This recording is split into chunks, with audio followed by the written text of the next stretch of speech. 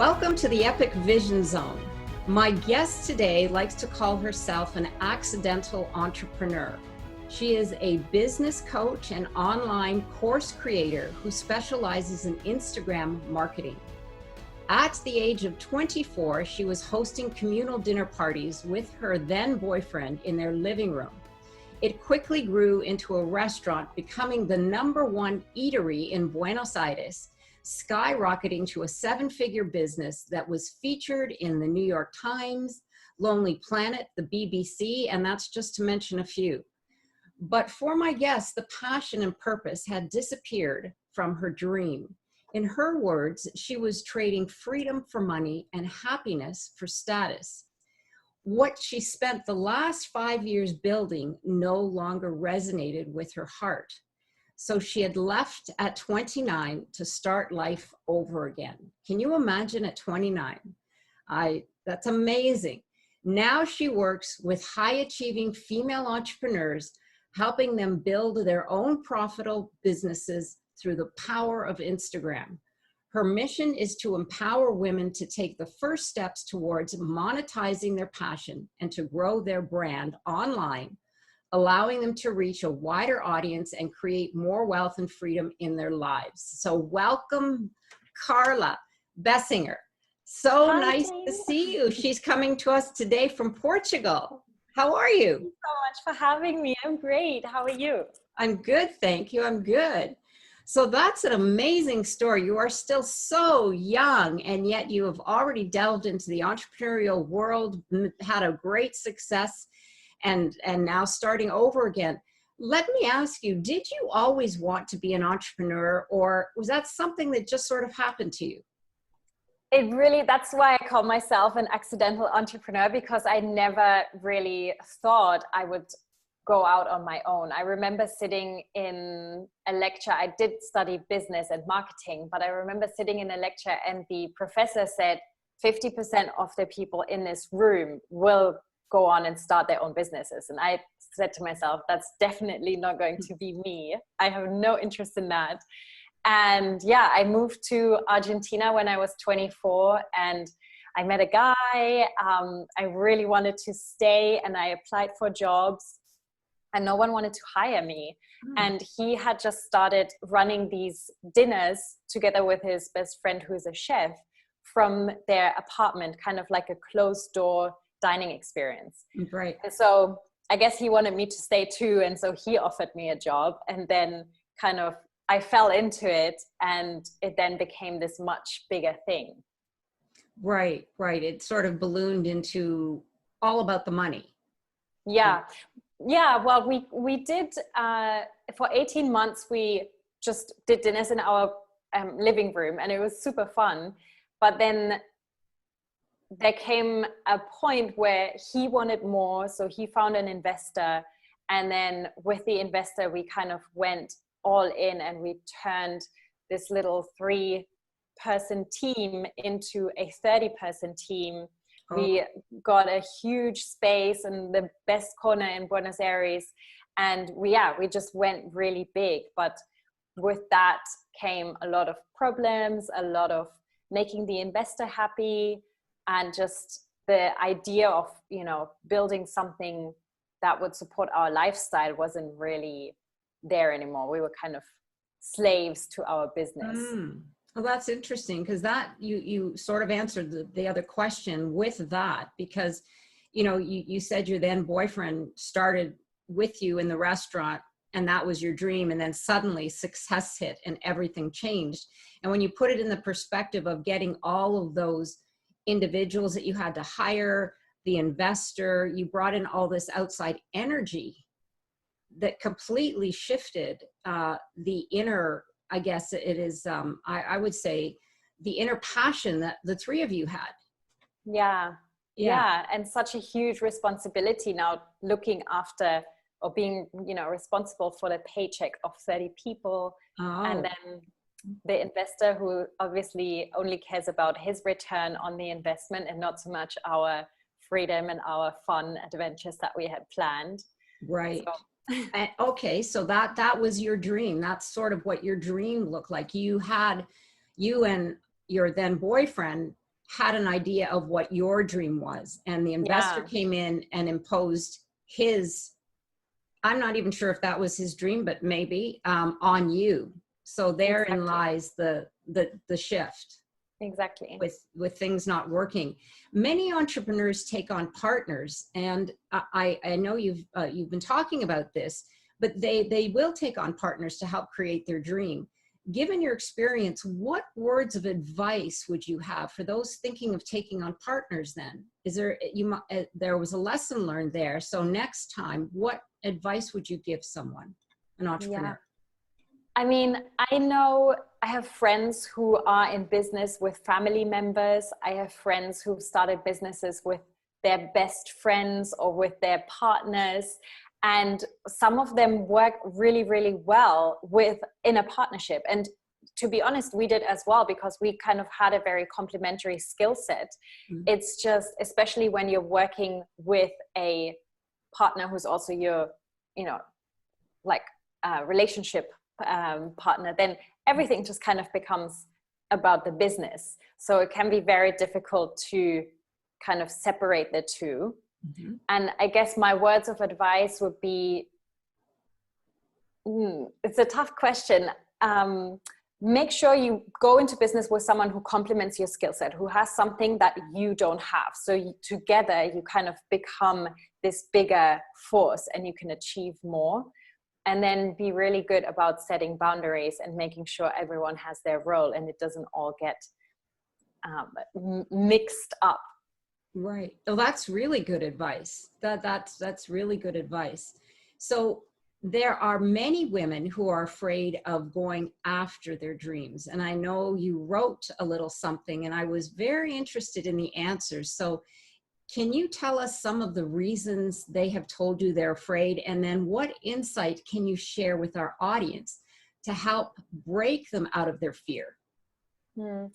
I think, as women, first of all, it's a very new world for us to be able to do what we want and to be entrepreneurs and to not need permission from our husbands to go out on our own. So that's only, I think, my mom was probably, her generation was probably the first generation to be able to really do that. So it's very new for us just as women in society.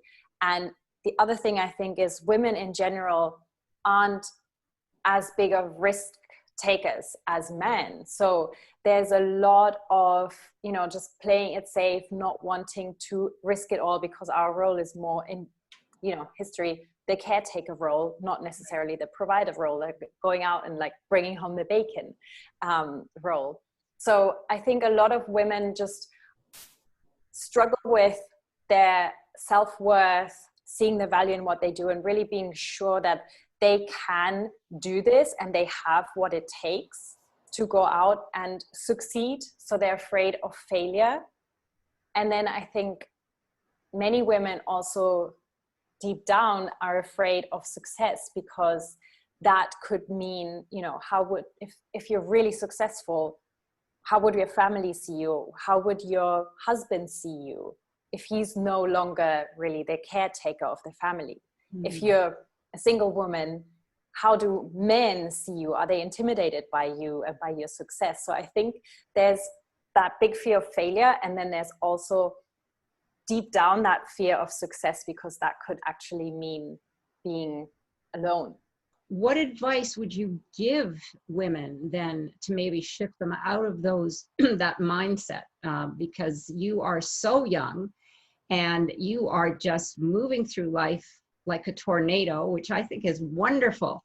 But I love I was reading your information online, and I just love your attitude and your mindset. So maybe give us a little bit of that. Sure. I think, when it comes to the fear of failure, it's so important to have that end goal in mind and to know that, yes, I will fail along the way, but when I fail, I'm learning and I'll learn something new, and that just builds that resilience. So I'm a huge fan of the idea of failing faster so that you learn faster and so that you grow faster.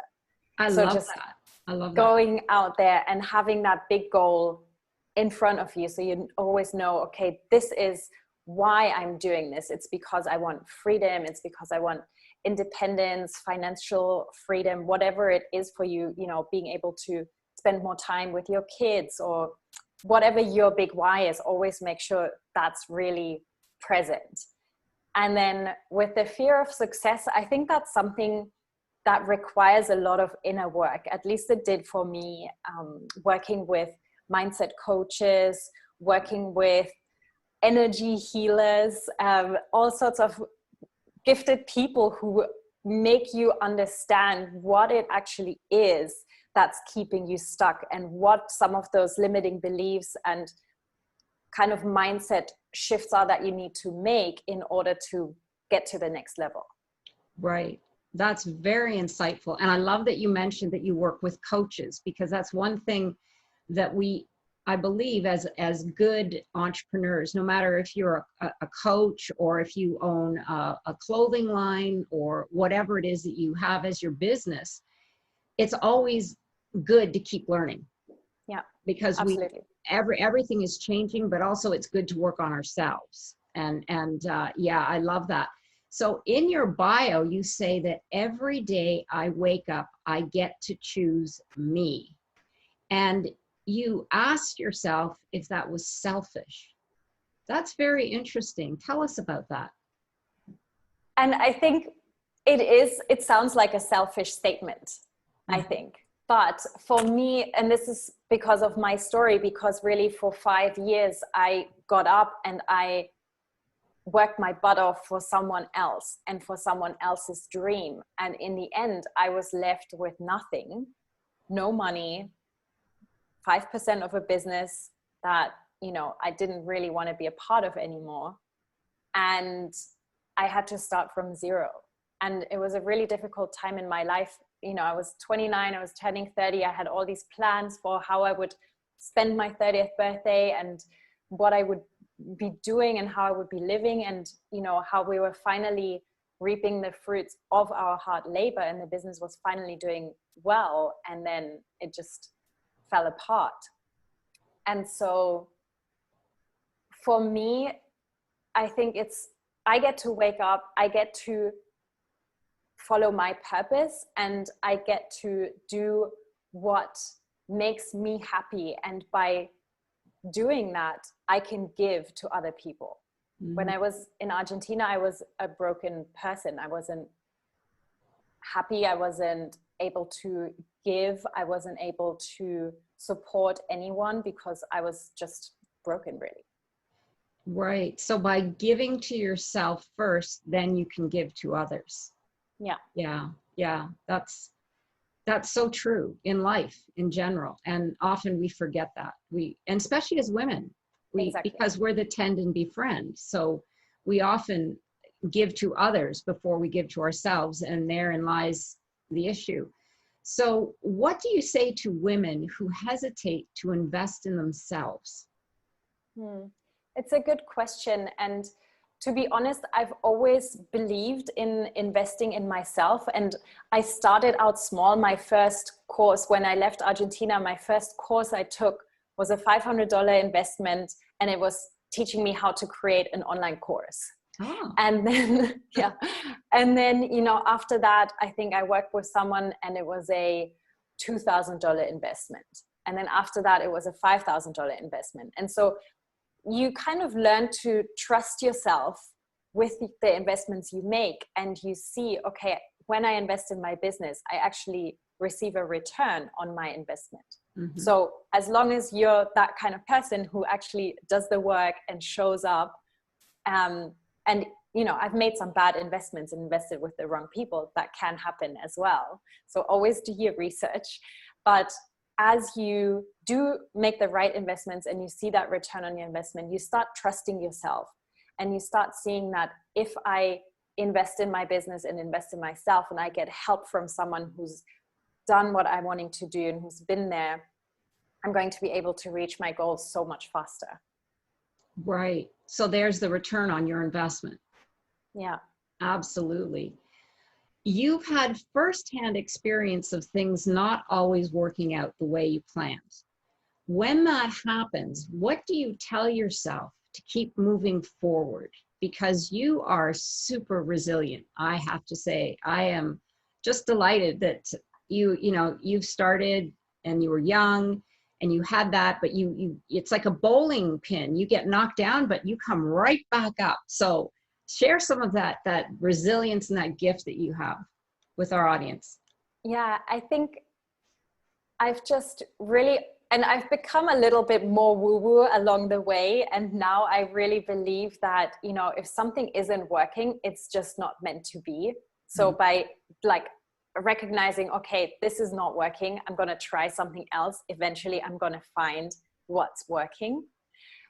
And I think, again, it's having that end goal in front of you and knowing that eventually it's going to work out. And also knowing that most people and most of these success stories that you read online and all the gurus, they didn't create their empire in 1 year, right? It took a long time. It took failures and it took attempts and it took learning. So I think that was when I started out, I kind of had this impression that I'm just going to take this one more course and that's going to be the key to my success. But it's really a lot of different pieces. So be willing to pivot. So be flexible and be willing to have patience. Yeah. Because I know that happens to a lot of us, that we get impatient, and you're right, we make that investment and we're thinking, okay, where's my return? But you have to take the action, and then it's the action that gives you the impact that brings you the return. Exactly. Yeah, that's perfect. All right, now we're going to get into the meat of what your incredible gift is and what you're doing with your platform. So I like to call you the queen of Instagram. And seriously, Carla has over 42,000 Instagram followers. So what's your secret, and why should we be using Instagram over other social media platforms? Great. I think Instagram is unlike any other social media platform in a way that, one, you really allow your audience to get to know you. You have your Instagram stories in which you're really showing what you're doing on a daily basis, and where you can really connect with your audience.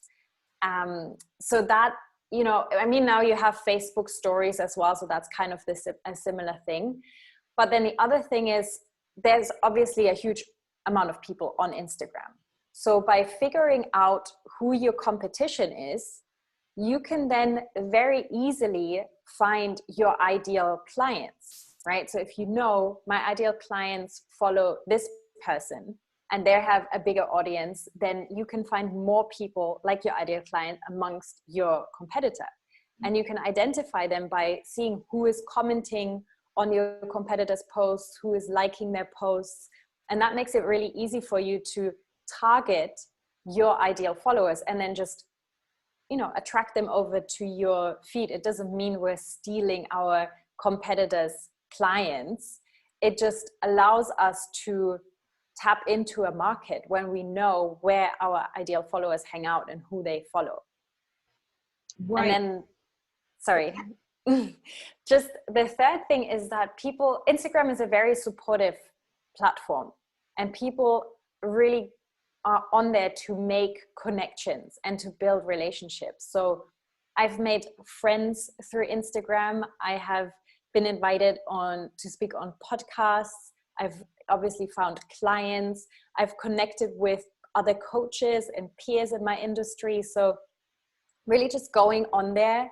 And I think that is probably the secret, with the idea of, I want to connect, I want to build relationships, and I want to give love to get love. That's kind of what I teach my students, is you have to put yourself out there. You have to connect with someone. You can't just expect to be found. And so by giving love in order to get love, you're like going in there with a very open and positive mindset. How do you convert, the connections that you make on Instagram? Is it all by DMs? or how do you do that, or how do you handle that? Yeah. So I believe that, well, I do a lot of selling and converting through Instagram stories. So Okay. I have my posts on my feed, through, like, I use hashtags to attract my ideal followers, and then I use my captions to really connect with them and to kind of hook them in. And then in my Instagram stories, that's when I share, you know, more about what's going on in my business. And I use features like the poll feature to get people to raise their hand if they're interested. So say I'm launching a new course, I would share about the benefits of the course. I would share some of the struggles of my audience, and then say, I'm launching this program to help you achieve XYZ. Let me know if that's something you're interested in, or let me know if that's something you're struggling with. And so by using the poll feature, or by getting people to send you a direct message if they're interested, you're kind of becoming more targeted in the way you're marketing and in the way you're selling, because you're not just blasting out sales promotions. You're really figuring out who is this for, who is interested, and then you're following up with people. Well, that's a good advice, because you're doing a survey, basically. Yeah, basically. So instead of spending time and energy building something that then you discover later that people aren't interested in, or very few are interested in, you're putting out surveys based on your programs that you can offer to see if that is something that you want to build upon, and that you already have X number of individuals interested or not. But you're putting the survey out in order to form what it is you want to put into your next course, or your next service, or your coaching. If a mastermind is something that speaks to them.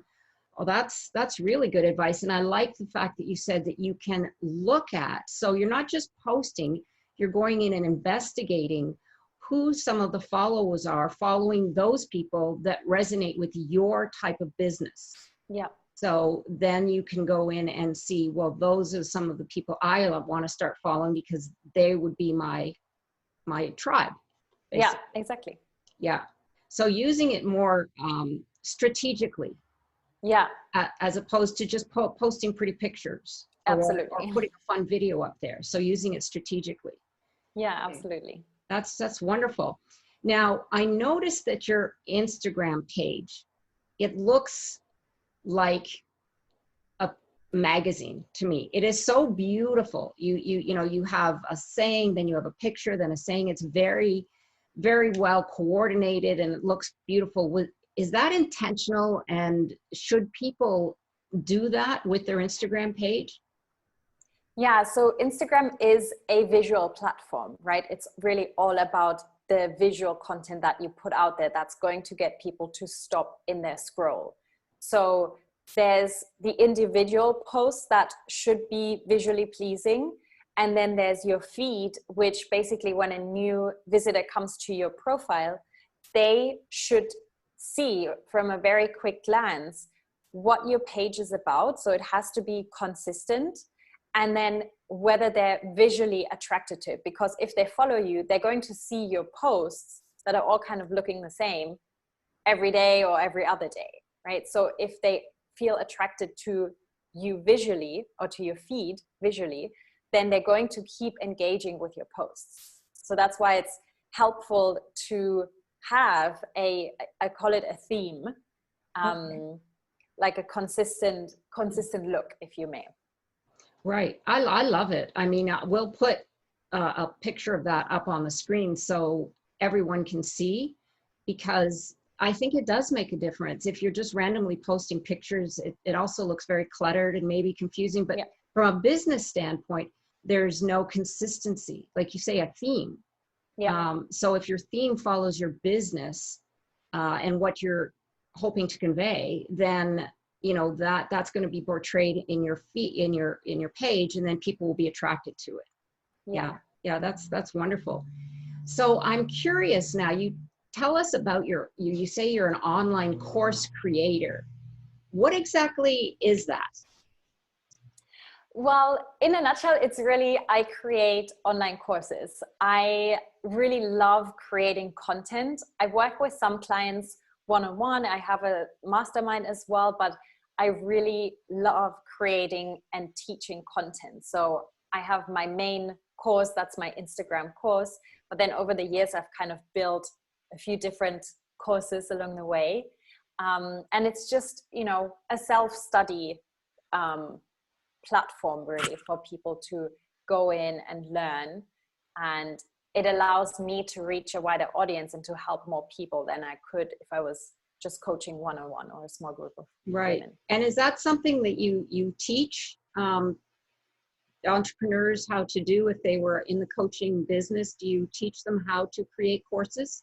Yeah, it's that passive income as well, you know, which kind of goes with my overall dream of just freedom and being able to create something that will make you money while you sleep, and you're still sharing what you could to someone one-on-one. You're just sharing it to more people. So right. Well, that's if anyone needs to create a course, Carla's your woman for sure. I love this quote of yours on your website. In fact, I love it so much that I put it on my website and put your name and gave you credit. But here's the quote. It's not crazy to think you can build the extraordinary. It's crazy to think you can't. I just love, for me, that's a very empowering sentence. So thank you. Tell us about that. I mean, I think you've already given us your story, but I just love that quote. Thank you. I really believe that if we're given this one life, it's our duty to make it an extraordinary one. And it's our duty to follow our dreams and to do everything we can to create the reality we want. And I think it's absolutely doable if you believe in yourself and in your dream, and you surround yourself with the right people who are proof of the fact that it's possible. Because sometimes we think it's not possible, but it's when we see people who've done it before us and we hear their stories and we see their struggles they've had, and we understand that they're not really that different from us, then we continue to believe. Yes, absolutely. You're right. Becoming the mentor, because often we get stuck in the mud and we feel that, you know, this just doesn't happen and it's not going to happen. But when we hear inspiring stories like yours, it lifts us up and it makes us think, you know what, they had struggles too. You know, it's life, but we need to, you know, continue on and have these individuals that inspire us. I wanted to share with the audience, you've made 3 missions that you would like to impart on women, and I'd like you to share that with the audience. Sure. So I guess my biggest mission is just to empower women to follow their dreams, to create a profitable business that allows them to be independent, that gives them the freedom to do what they love, when they love, where they love. The second thing is to help women really amplify their message and grow their audience through Instagram, and just help them reach more people so they can have a bigger impact. And then the third part is to create a community of inspiring women and really a sisterhood where you can meet the women who are going through this with you, so you don't have to feel alone, and you have someone to lean on and someone who can understand when you're struggling, and yeah, just the support to help you endure. Do you have a private Facebook page at this point? Is that something you're building? Tell us if there's any projects or programs that you're working on, because yes, I love the idea of community and getting like-minded individuals together. So share with us anything that you're working on or you would like the audience to know. Yeah, I mean, I have my Instagram Secrets to Success online course, which has a really active community. It's amazing. I'm in there every single day, and it's just so great to see everyone's progress and just people helping each other, asking questions, answering questions. And then my new baby is my membership site, which is called the Scale Up Club, which is really the place for women. The Scale Up Club. Scale Up Club, okay. Which is for women who are ready to turn their followers on Instagram into leads and into clients. So for a long time, I just was so focused on growing my following, but it didn't really grow my bank account until I realized, okay, you actually have to do something with these followers and turn them into leads and learn how to nurture them and then learn how to turn them into paying clients. Yes, absolutely. Because we were addressing that a little earlier, but I love that, the Scale Up Club. Now, is that ready to go, or is that something you're still working on? It's ready to go. It's been running since January. I'm just still, I think, with any project, you learn to tweak it and to make improvements. So I'm bringing in different guest expert coaches, and I'm still optimizing it. I think I want to create something that's really incredible. Mm-hmm. And I'm just taking it day by day and making sure I'm optimizing month by month, but it's ready to go. Wonderful, wonderful. Well, where can people find you, Carla? So the best place is on Instagram at Carla Biesinger. It's B-I-E Singer. And yeah, best way is to just send me a direct message. Tell me you listen to me on the summit here, so I know who you are and I can follow you back, and we can connect. I look forward to it. Yes, and we'll have all of Carla's information on her bio with her links. So in case you didn't get that, not to worry. And I have 4 final questions for you, Carla, that are kind of fun for the platform. And I ask it of every guest, and it requires using some imagination. Okay. If your life were an epic story, what would the title be?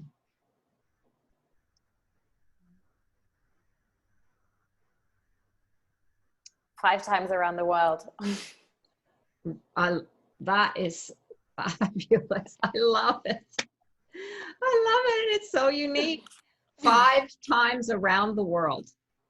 Okay. I'm waiting for the book now. Okay.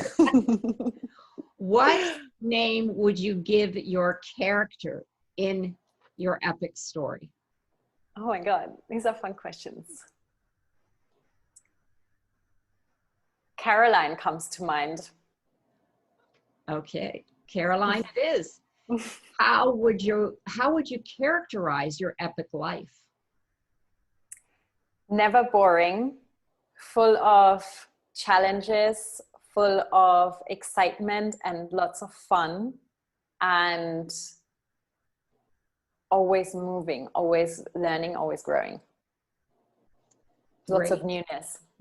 Lots of newness. I love it. And if you had one epic superpower, what would it be and why?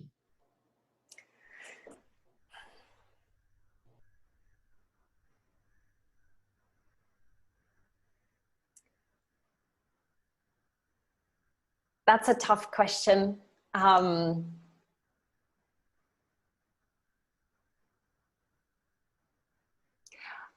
Happiness is really important to me. And I think we should always strive for happiness. So I guess I was thinking, it would be cool to just make everyone rich, but that doesn't equal making them happy. So I'm going to choose happiness, because happiness, you can be happy and you can have very little, and you can be happy and have everything you want. So that's going to be my superpower, is infecting happiness. Infecting happiness. Okay. While you're going 5 times around the world. Yeah. I love it. Spreading it all over. So thank you so much, Carla, for coming on the show and teaching us about how to empower ourselves with Instagram, how to move through our fears. And I just love your energy and the fact that you are a lady who may have been had some falls along the way, but you just pick yourself back up and keep moving. And you are so young. I mean, I know you're just going to be a huge, you already are a huge success, especially in life. But we would like to say, Carla and I would like to hear from you. So go over to my Facebook page, Jane Applegath, and write a comment and tell us what your epic takeaway was from this conversation, or if you have any questions. And remember, this is where you imagine, create, and build a life and business doing what you love. Until next time, this is the Epic Vision Zone. Thank you so much again, Carla. Thank you.